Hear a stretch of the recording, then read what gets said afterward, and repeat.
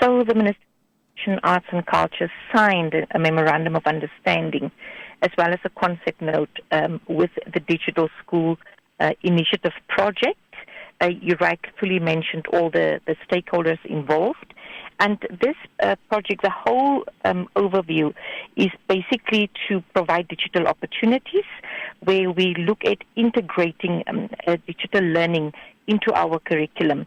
And the idea is then to find sustainable digital solutions within education. We all know what happened with COVID and how unprepared we were.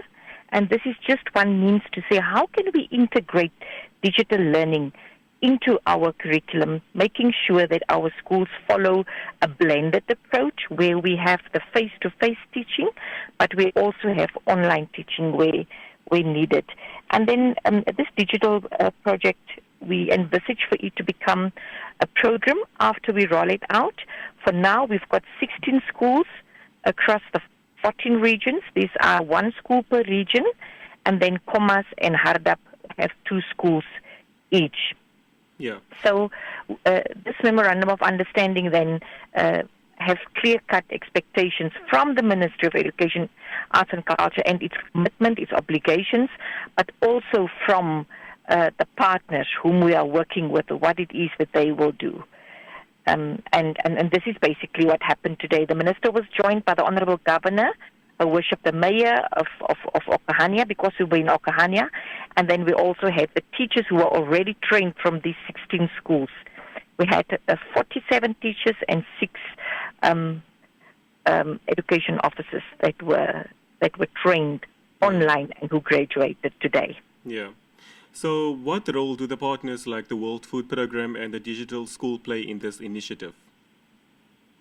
So if we look at the outcomes that we envisage to have, this is a 3-year project. First and foremost, it's to digitize the curriculum, to really bring advanced interactive digital content into our curriculum. And these 16 schools from grade 1 to grade 7 will basically benefit 4,800 learners. What are they bringing to the room? They are going to equip the digital learning spaces. We used to call them computer labs. We open up the term now to say the term is much more embracing if we call them a digital learning space. These are your projectors, your laptops for the teachers, interactive whiteboards. All that equipment will be brought now that the teachers have been trained. That is the commitment that we have from the World Food Programme and our other partners, that they will do the full equipment and that the Ministry of Education, Arts and Culture will avail our teachers and our learners, and open up our Namibian curriculum.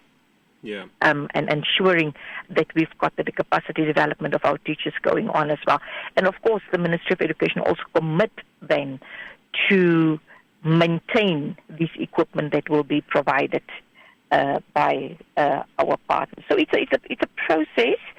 We've started off early in the year. The Minister has signed in February already, and that's when the assessment of the schools and the teachers started, and the teachers were then trained accordingly online in an online course. And what was the process for selecting and training the digital educators who graduated today? So there were 16 schools. One of they were supposed to be underserved schools, remote schools. For example, you've got Batani Primary School in Karas, in Tutaleni, in Irongo, or in Hardap you have got Didi Gwebet or Klein Alp. So you've got various schools that were selected on the basis that they should have internet facility or internet connectivity. That's one, and a very willing teacher who was prepared, to work on a digital platform and who was prepared to go on an online training course. And that is how the process has started. So we actually identified per region 4 schools. And then out of the 4, took 1 for piloting, and then the immediate 3 that still remain, they will be next in terms of rolling out all the equipment and devices that we talk about, from tablets to projectors to computer desktops, lip readers, the wireless routes and all other desktop computers. So basically, we just wanted a commitment. Out of these 16 schools, there are only 8 of them who have an existing computer lab. And I must also admit that our computer labs, the old format of computers, the desktop, many of them are outdated now, and it has become even more expensive to maintain them. The idea is to roll out more devices to the regions. So in a separate, this digital launch is a separate project. There are many other projects that the ministry does and implemented. In the next 20 days, we are about to deliver 1,600 desktops to 40 labs across the 14 regions. And of course, we've also invested again in interactive smart boards. So yeah, it's a process. You put funding on the table. You look for smart partners. You tell them that this is what we have. These are our plans. Transforming education, through IT. How can you support us? And this is what happened. We got the support that we've been looking for. Yeah. Now, Sanet, how will this digital education initiative impact students, particularly in rural areas with, of course, limited access to technology? Now, so the idea is to see how can we reach our students online and offline. So there are different means. For example, with certain schools, you will have smart TVs. With other schools, you will just have the projector, that is linked to the laptop. So what kind of educational resources do we have and do we need? And how are they relevant and effectively linked and aligned to our curriculum? That's what we look at.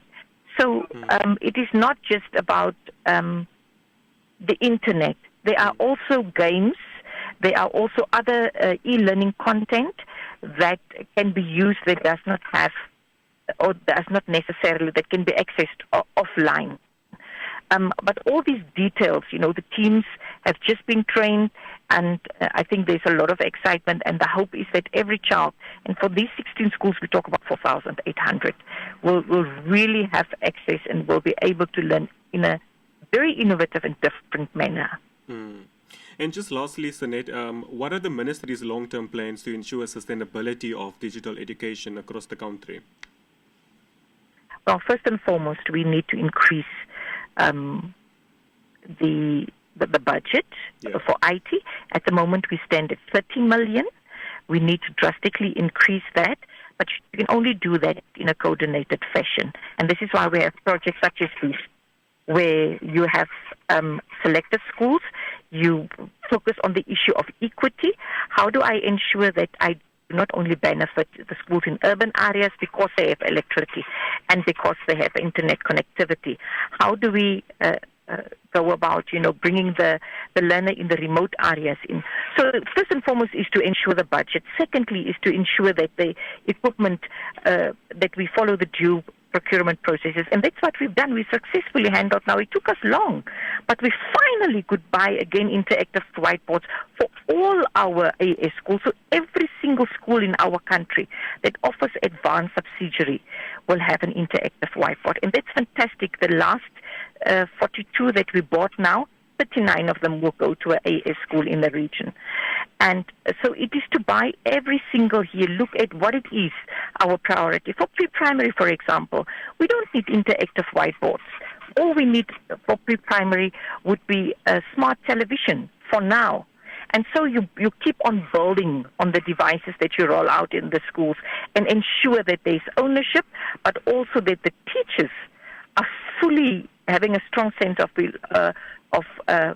ownership, doing what they really want to do and doing it at the best of their ability, and that they are equipped for that and that they are capacitated. So I think these are exciting times. There's a lot currently happening.